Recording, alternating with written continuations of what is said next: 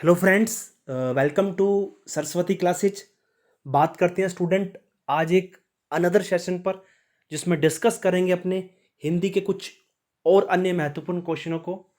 और ये सेशन उन सभी के लिए इम्पोर्टेंट है जो कि DSSB की प्रिपरेशन कर रहे हैं, चाहे वो टीचिंग पोस्ट के लिए हो या नॉन टीचिंग पोस्ट के लिए। तो स्टार्ट करते हैं लेक्चर। इससे पहले अपने लेक्चर 1 कंप्लीट कर चुके थे हिंदी का, जिसमें अपनों ने 20 क्वेश्चन डिस्कस किए थे। अब हमारा 21 क्वेश्चन है। जिसने वो लेक्चर नहीं देखा तो देख लीजिए, उसका लिंक मैं आपको डिस्क्रिप्शन में दे दूंगा। तो स्टार्ट करते हैं। सबसे पहला क्वेश्चन देखिए, आदरणीय शब्द में प्रत्यय है निय, अनिय या यह, इनमें से कौन सा प्रत्यय आदरणीय शब्द में है? अगर अपने आदरणीय शब्द को तोड़ते हैं तो मूल शब्द क्या निकलता है? आदर निकलता है, और इसमें प्रत्यय निकलता है निय। तो अपना आदरणीय शब्द में कौन सा प्रत्यय हुआ? निय प्रत्यय हुआ। इसी के साथ कुछ और शब्द भी हैं, जैसे शोचनीय। शोचनीय में भी कौन सा प्रत्यय है? निय। करणीय में भी कौन सा प्रत्यय है? निय प्रत्यय है। नेक्स्ट क्वेश्चन देखते हैं अपने 22। कहता है कि उदय का संधि विच्छेद होगा। कल मैंने आपको संधि विच्छेद का एक क्वेश्चन करवाया था, दिग्गज, आपको याद हो। उसी नियम से रिलेटेड ये नियम है। वो नियम क्या था मैंने आपको बताया था, यदि क, च, ट, प और त के बाद कोई भी स्वर आए या य, र, ल, व में से कोई भी आए, तो इनमें से जो शब्द होता है वो अपने तीसरे वर्ण में चेंज हो जाता है। अगर मैं उदय को तोड़ता हूं, उदय को तोड़ता हूं तो उत प्लस अय आता है। और मैंने आपको कहा था कि क, च, ट, त, प के बाद कोई भी स्वर आए या य, र, ल, व आए तो क, च, ट, प, त अपने तीसरे वर्ण में चेंज हो जाते हैं। तो देखिए, त के बाद क्या आ रहा है? स्वर आ रहा है, तो अपने तीसरे वर्ण में चेंज हो जाएगा। तो त का तीसरा वर्ण क्या है? द। और यहां मेरे पास ए है और ये यह है, ये दोनों आपस में जुड़कर पूरा दय क्रिएट कर देंगे। तो क्या बन जाएगा? उदय। तो उदय का संधि विच्छेद क्या हुआ? उत प्लस अय, जो कि हमारा ऑप्शन नंबर सी है। इसके और भी एग्जाम्पल मैंने आपको कल भी बताए थे। वागीश था, दिग्गज था और शब्द था। ये सारे के सारे इसी नियम के एग्जाम्पल हैं, और ये व्यंजन संधि का उदाहरण है, याद रखना। नेक्स्ट है, कहता है कि तालाब का पर्यायवाची निम्नलिखित में से कौन सा है? अब देखिए, तालाब का पर्यायवाची पहला है रत्नाकर, जो कि समुद्र का पर्यायवाची है। नेक्स्ट है नदीश, नदियों का ईश, वो कौन है? सागर या समुद्र है। नेक्स्ट है पुष्कर, जो कि किसका पर्यायवाची है? तालाब का। यदि अपने तालाब के और पर्यायवाची देखें तो काफी सारे इसके पर्यायवाची हैं। सबसे पहला पर्यायवाची है सर, जो कि कॉमन है। उसके बाद सरोवर भी आता है, वो भी सुना हुआ है। उसके बाद तड़िंग, ये भी कॉमन है। तड़ाग, जो मेनली जो नहीं सुना है वो है पुष्कर, या अपने कह सकते हैं जलाशय या ताल। ये सारे के सारे किसके पर्यायवाची है? तालाब के, जो कि ऑप्शन नंबर ए, ये भी समुद्र सागर का है। नदीश, ये भी समुद्र सागर का है। जलधि, जल को धारण करने वाला, ये भी कौन है बच्चा? सागर है। इसके और भी अपने देखें तो सिंधु, ये भी सागर का है। उसके बाद और एग्जांपल, उदधि, ये भी किसका है? सागर का है। पयोधि, जिसके पीछे धी आ जाता है ना, वो सारे के सारे एग्जाम्पल किसके होते हैं? वो सारे के सारे सागर या समुद्र के एग्जाम्पल होते हैं। ये देखिए, जलधि, उदधि, देने धारण करने वाला, पयोधि, ये एग्जाम्पल किसके हैं? ये सारे सागर के एग्जाम्पल हैं। जिसके पीछे जय आ जाए वो सारे कमल के प्राइवेट हैं। जलज, जन्म लेने वाला, जल में जन्म लेने वाला। प्योज, जल में जन्म लेने वाला। जिसके पीछे दय आ जाए वो बादल के पर्यायवाची होते हैं। जलद, जल देने वाला। प्योद, पानी देने वाला। जिसके पीछे दय हो प्रत्यय, वो तो सारे किसके होंगे? पर्यायवाची। वो सारे पर्यायवाची होंगे किसके? बादल के। जिसके पीछे जय हो वो मोस्टली पर्यायवाची किसके होंगे? किसके? कमल के। जैसे नीरज, जलज, तो ये जिनके पीछे जय है वो किसके पर्यायवाची हैं? वो हैं कमल के।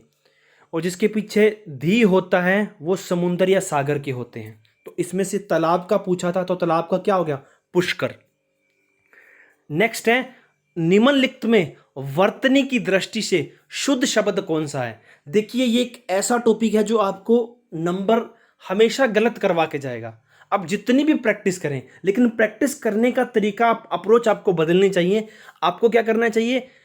आपके पास कोई भी व्याकरण की बुक होगी, उसमें शब्द शुद्धि का टॉपिक होगा, तो आप शब्दों को, कोई भी आपका फ्रेंड होगा उससे बोलिए कि वो मुझे, आप 30 शब्द बोलिए, तो आप 30 शब्दों को लिखिए, बाद में देखिए कि आपकी कौन सी त्रुटि है। अगर आप सीधा लर्न करेंगे ना तो आपका हमेशा आंसर गलत मिलेगा। आपको क्या करना चाहिए? कोई भी आपका हेल्पफुल सहपाठी है उनसे बोलिए कि वो आपको 30-40 डेली के डेली शब्द शुद्धि के वर्ड लिखाए, तब आपकी शब्द शुद्धि परफेक्ट बन सकती है।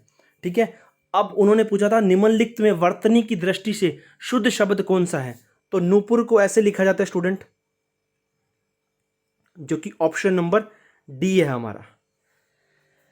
नेक्स्ट देखते हैं, गहरा किस प्रकार का विशेषण है?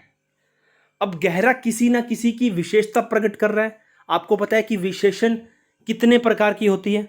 देखिए अपने पास 4 ऑप्शन दे रखे हैं। एक तो संख्यावाचक, परिमाणवाचक, गुणवाचक, सार्वनामिक।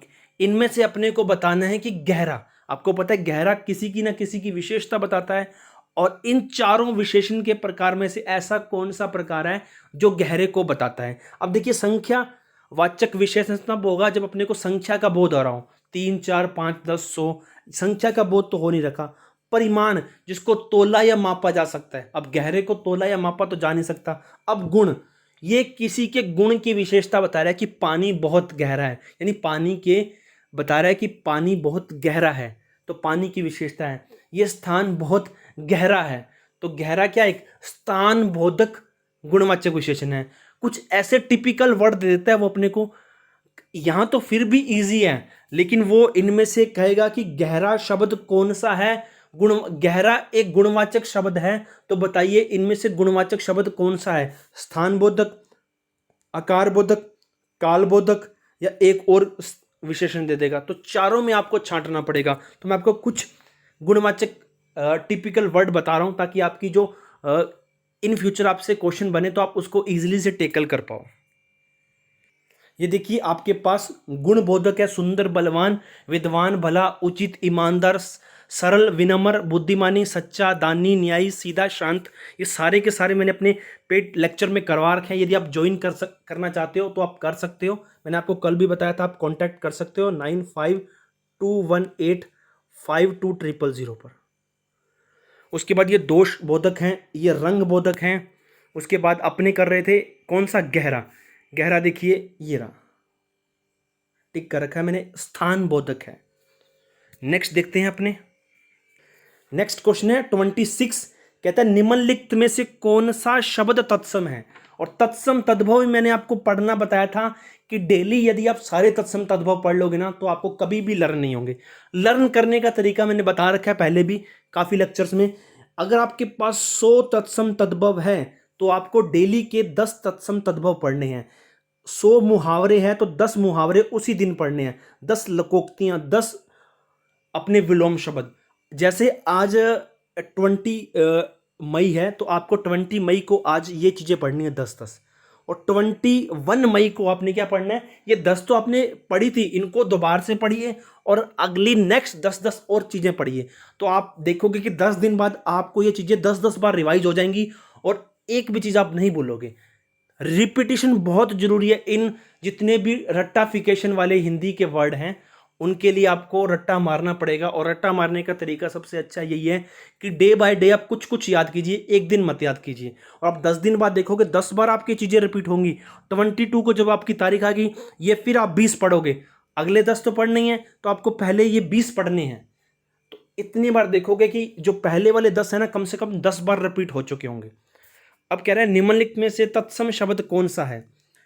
अब देखिए अगर मैं तत्सम शब्द की बात करूं तो सबसे पहला दूध।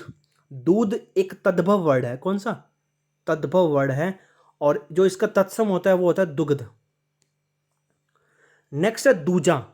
दूजा भी एक तद्भव वर्ड है, और यदि मैं इसका तत्सम निकालूं तो इसका तत्सम होता है बच्चा द्वितीय।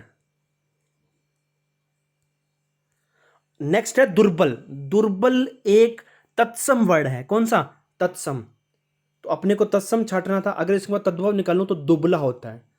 और दूना भी एक तद्भव वर्ड है। नेक्स्ट है निम्नलिखित में से कौन सा वाक्य शुद्ध है? अब देखिए, सबसे पहला अपने को दे रखा है धोबी ने अच्छे कपड़े धोए। देखिए यहां अगर आप दोबारा से इस लाइन को पढ़ोगे तो धोबी ने अच्छे कपड़े धोए, यहां आपको विशेषण संबंधी त्रुटि मिलेगी। धोबी ने कपड़े अच्छे धोए, जो अच्छे है वो बाद में लगेगा, यानी पहला तो बिल्कुल गलत है।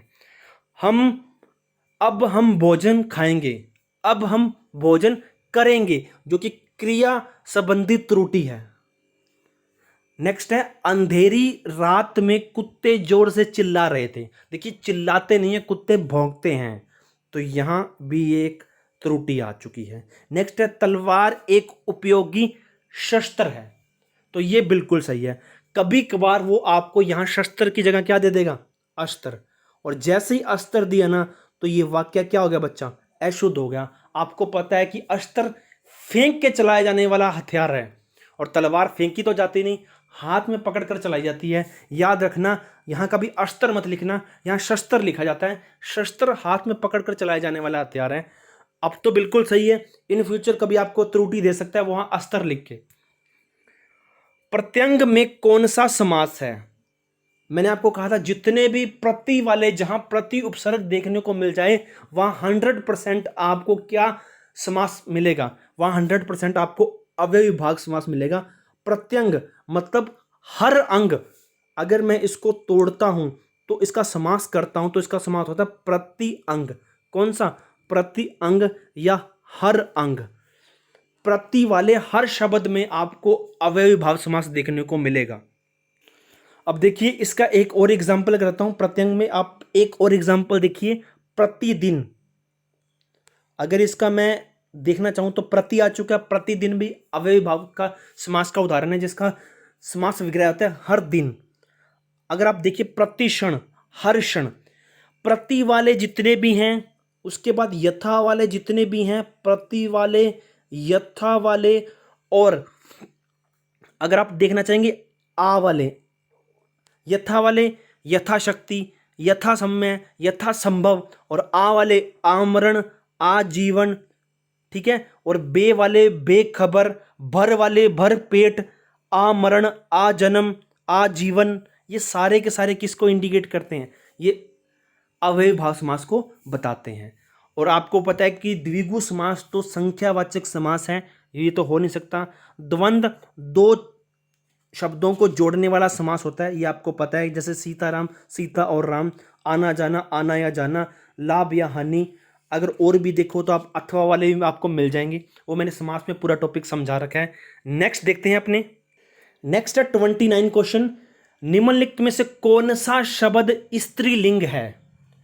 अब स्त्रीलिंग पहचानने के लिए शब्दों के आगे मेरी लगना चाहिए। अगर मेरा लग गया तो वो क्या बन जाएगा? पुल्लिंग। मेरा संतुलन, मेरी संतुलन नहीं होता, मेरा संतुलन होता है। अगर मेरा संतुलन लिखोगे तो शब्द शुद्ध लगेगा व्याकरण की दृष्टि से, मेरी लिखोगे तो अशुद्ध लगेगा, तो ये तो हो गया पुल्लिंग। मेरा संदूक, ये भी पुल्लिंग हो गया। मेरा संदेह, ये भी होगा। मेरी संसद, ये स्त्रीलिंग हो गया। तो उन्होंने स्त्रीलिंग पूछा था, ठीक है। इसके जस्ट बाद ही अपने आज रीजनिंग का एक मॉक टेस्ट क्रिएट करेंगे, फिर मैथ का लगातार आपको सारे के सारे लगभग हर जो आपके मैथ के 2100 इंपॉर्टेंट क्वेश्चन करवाए जाएंगे, हिंदी के 2100, रीजनिंग के 2100, इंग्लिश के, और किसके? जीके के। बस आपका एक काम है, आपके पास कोई भी ग्रुप है, आपसे कोई चार्ज नहीं लिया जा रहा, आपका कोई भी ग्रुप है, आप वहां वीडियो को शेयर कीजिए, और आपका काम है लाइक करना। यदि आप ज़्यादा से ज़्यादा लाइक करोगे तो हमें मोटिवेट मिलेगा, हम आपके लिए और अच्छी वीडियोस लेके आएंगे। एक एक जने को आज एक काम करना है, 5-5 बच्चे को शेयर करना है, एक एक ग्रुप में शेयर करना है, ताकि हमें भी अच्छा लगे कि ज़्यादा से ज़्यादा वीडियो देखें। बहुत अच्छी अच्छी कंटेंट वाली आपके लिए वीडियो लेके आ रहे हैं। अभी पीआरटी के लिए जो सेकंड सब्जेक्ट है उसके लिए भी वीडियो लेके आ रहे हैं, जो आपका साइकोलॉजी का पार्ट है। तो नेक्स्ट क्वेश्चन है, राम पुस्तक पढ़ रहा है, वाक्य का कर्मवाच्य रूप क्या होगा? राम पुस्तक पढ़ रहा है, वाक्य का कर्मवाच्य रूप क्या होगा? अब देखिए कर्मवाच्य रूप क्या होता है, आपको पता है कि वाच्य 3 प्रकार के होते हैं, कर्ता, कर्म, ठीक है, और भाव। इन कर्ता के अकॉर्डिंग यदि लिंग वचन चेंज हो तो वहां आपको कर्ता मिलेगा, कर्म के अकॉर्डिंग लिंग वचन चेंज हो तो वहां क्रिया होगी। अब देखिए जब भी कर्मवाच्य कर्ता को कर्मवाच्य में चेंज करना है तो वहां आपको क्या लगाना है? द्वारा, से या द्वारा। जहां जिस भी वाक्य में द्वारा लिखा होगा ना वो आपका कर्मवाच्य का उदाहरण होगा। राम पुस्तक पढ़ रहा है, राम के द्वारा पुस्तक पढ़ी जा रही है। जब भी किसी वाक्य को कर्मवाच्य में तब्दील करना होता है तो द्वारा लिखा जाता है, से या द्वारा लिखा जाता है। मोस्टली 95% द्वारा और 5% से लिखा जाता है। नेक्स्ट है, निम्नलिखित में से कौन सा शब्द एक वचन नहीं है? मैंने आपको पहले भी बताया था, पर्टिकुलर कुछ शब्द हैं जो एक वचन हैं, और 100% मैं आपको ये बात लिख के देता हूं कि उन्हीं शब्दों में से डी ट्रिपल एस भी इतना निकम्मा है, बार बार उठा के दे रहा है, चेंज भी नहीं करता। आपको उन शब्दों को याद कर लेना है। वो शब्द कितने हैं? कम से कम 20-20। अगर आप एक वचन को याद कर लेते हो तो आप बहुवचन को इजिली से काट सकते हो। दोनों याद करोगे तो बेस्ट है। अब देखिए निम्नलिखित में से कौन सा शब्द एक वचन नहीं है? अब देखिए जितनी भी जातिवाचक संज्ञाएं होती हैं वो हमेशा एक वचन में क्रिएट की जाती हैं, और मोस्टली 90% भाववाचक संज्ञाएं एक वचन में क्रिएट की जाती हैं। हवा, हवा एक क्या स्टूडेंट? हवा हो चुका है, सेना हो चुका है, हवा के साथ सेना, वर्षा, ये सारी की सारी क्या है बच्चा? ये जातिवाचक संज्ञाएं हैं। उसके साथ आग, आग को देखिए, आग के साथ आप क्रोध को देखिए, क्रोध तो भाववाचक संज्ञा है, ठीक है। सेना, पानी, घी, मिठास, असहायता, ये सारी की सारी क्या है बच्चा? जातिवाचक और भाववाचक संज्ञाएं जो एक वचन में क्रिएट देखने को मिलेंगे हमेशा। सेना, आग, क्रोध, मिठास, वर्षा, पानी, घी, असहायता, आप इनको रिटर्न में लिख लीजिए, ठीक है। अब देखिए हवा भी है, वर्षा भी है, आग भी है, लेकिन समाचार, समाचार और बाल कुछ ऐसे शब्द हैं जो क्या होते हैं? बहुवचन में क्रिएट होते हैं। अगर इसके साथ आप भाववाचक संज्ञा देखिए, मोह, प्रेम, सत्य, ईश्वर, ये भी क्या है बच्चा? एक वचन में है। सुनीता को हिंदी पढ़नी है इसलिए शास्त्री जी के यहां गई है, कौन सा वाक्य है? अब देखिए सरल वाक्य तो हमेशा किसी भी योजक से नहीं जुड़े होते। अब संयुक्त वाक्य कल मैंने आपको बताया था, कल के लेक्चर में कुछ इतने शब्द बताए थे आपको 10-12 जो संयुक्त वाक्य, सॉरी जो मिश्र वाक्य को दर्शाते हैं। कल का जो एग्जाम्पल था वो मिश्र वाक्य का था, आज का वाक्य है वो संयुक्त वाक्य का है। यदि आप मिश्र वाक्य के योजक वर्डों को याद कर लेते हैं तो आप इजीली से बता सकते हैं कि यहाँ इसलिए एक योजक शब्द है, संयुक्त वाक्य है, योजक जोड़ने वाला है। वो मिश्र में तो आता नहीं, सरल हुआ नहीं, कठिन कोई होता नहीं, तो रह कौन सा गया? संयुक्त वाक्य। लेकिन मैं आज आपको संयुक्त वाक्य के कुछ वर्ड बता देता हूं ताकि आपको याद रह जाए। अब देखिए यहां आपके लिए लिखा है इसलिए। इसलिए किसको इंडिकेट करता है? इसलिए इंडिकेट करता है संयुक्त वाक्य को। और, एव, तथा, या, अथवा, फिर भी, नहीं तो, किंतु, परंतु, लेकिन, बल्कि, वरना, नहीं, सो, व, ना, न, या, ये सारे किसको इंडिकेट करते हैं? संयुक्त वाक्य को। नेक्स्ट क्वेश्चन देखते हैं अपने। नेक्स्ट है सोने की कटारी होना। अब देखिए सोना होता है मूल्यवान, सुंदर, और कटार होती है खतरनाक।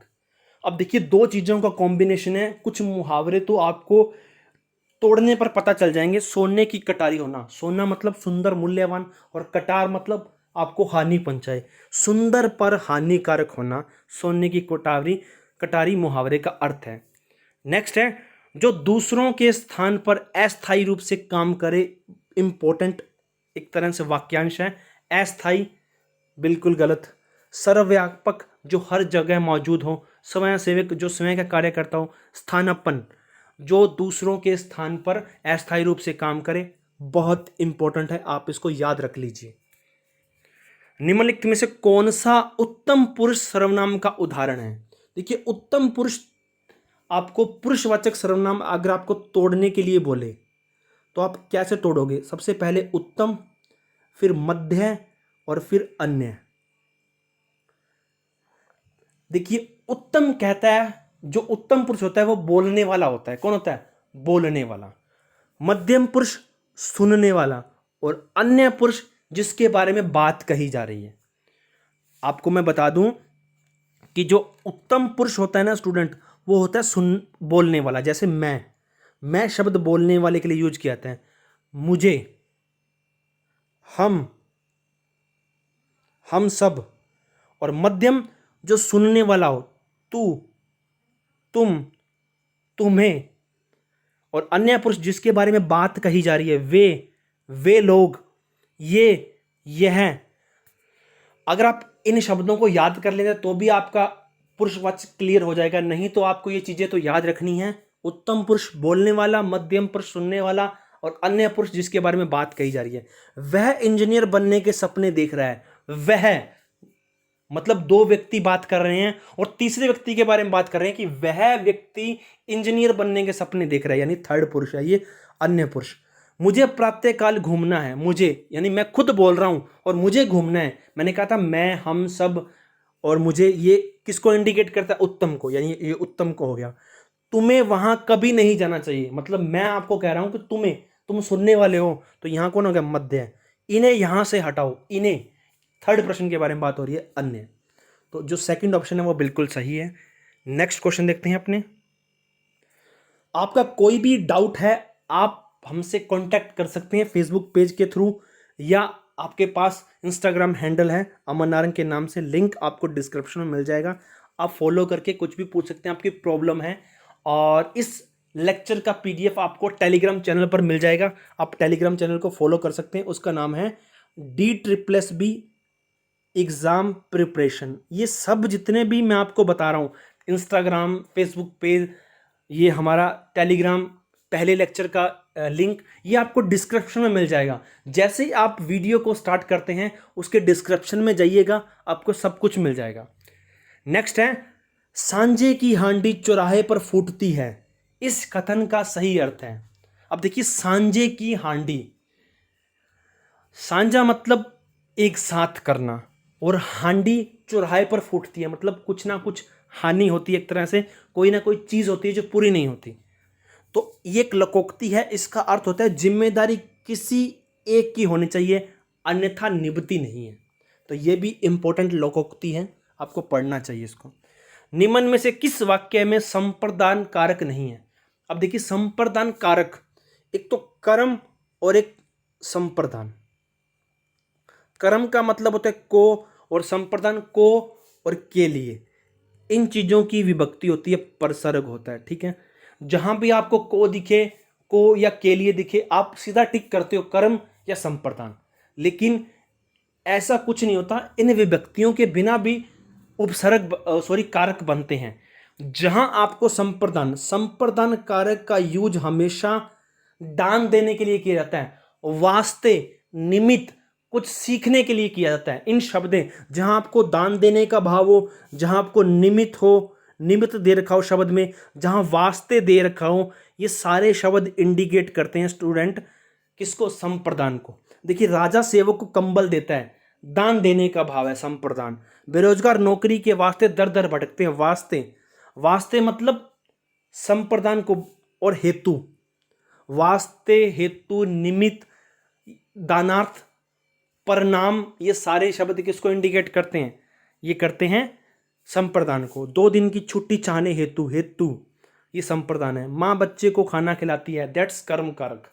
क्या खिलाती है? खाना, तो कर्म हो चुका है। अपने को छांटना था, कर्म कारक, संप्रदान नहीं है, तो लास्ट वाला संप्रदान नहीं है, ये कर्म है। नेक्स्ट देखते हैं, कुत्ता, दिल्ली, चम्मच आदि शब्दों में कौन सा व्यंजन है? अब देखिए, कुत्ता, सबसे पहला ऑप्शन दे रखा है संयुक्ताक्षर। देखिए, संयुक्ताक्षर वो शब्द होते हैं जिनमें पहला शब्द तो आधा हो और दूसरा पूरा हो। मान के चलिए, स्थान एक संयुक्ताक्षर अक्षर है। देखिए, एक आधा है और एक पूरा है। कोई भी शब्द लीजिए जिसमें पहले 2 अक्षर आधा और पूरा साथ में जुड़े हो ना बच्चा, वो वाले क्या होते हैं? वो होते हैं संयुक्ताक्षर। आपके पास कोई भी होगा, जैसे अभ्यारण्य, मैं अभ्यारण्य को लिखता हूं, भय आता है। या देखिए, भय, आपके लिए एक छोटा सा क्वेश्चन है, चलो यहाँ से गलती मैं देखता हूँ, आप कमेंट बॉक्स में बताइए कि अभ्यारण्य कैसे लिखा जाता है विदाउट किसी की हेल्प लिए, क्योंकि बहुत बार अभ्यारण्य को शब्द शुद्धि में काउंट किया जाता है। कैसे अभ्यारण्य को लिखा जाता है? अब देखिए, संयुक्त अक्षर मैंने आपको बताया था कैसे होते हैं, जिनमें एक अक्षर तो आधा हो और एक अक्षर पूरा हो, दोनों सेम ना हो। अब देखिए, स्थान, स्थान एक ऐसा शब्द है जिसमें एक शब्द तो आधा है और एक क्या बच्चा, पूरा है। दोनों अलग अलग हैं, और जब दोनों सेम हो, एक आधा और एक पूरा, जैसे बिल्ली की बात करता हूं, इसमें ल और ल, एक आधा एक पूरा है, सेम है। कुत्ता में एक आधा और एक पूरा है, दिल्ली में एक आधा और एक पूरा है, सेम है। चम्मच में एक आधा और एक पूरा है, सेम है। जब सेम हो तो उसे बोलते हैं द्वितव व्यंजन। क्या बोलते हैं? द्वितव व्यंजन। यदि अलग अलग हो, आधा और पूरा, कहां पर भी आ जाए शब्द में, वो होते हैं संयुक्ताक्षर। उसमें व्यंजन आपको पता है कि श, श, ये वाले स है।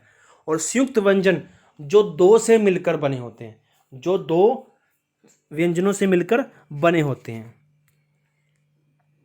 ठीक है स्टूडेंट, संयुक्त व्यंजन दो जो से मिलकर बने होते हैं। यदि मैं उसका बात करूं आपके सामने, श की, अक्षर जो क और श से मिलकर बना हुआ है। यदि मैं त त्रिशूल की बात करूं तो वो त और र से मिलकर बना हुआ है। दो व्यंजनों से मिलकर बने होते हैं, कौन से? संयुक्त।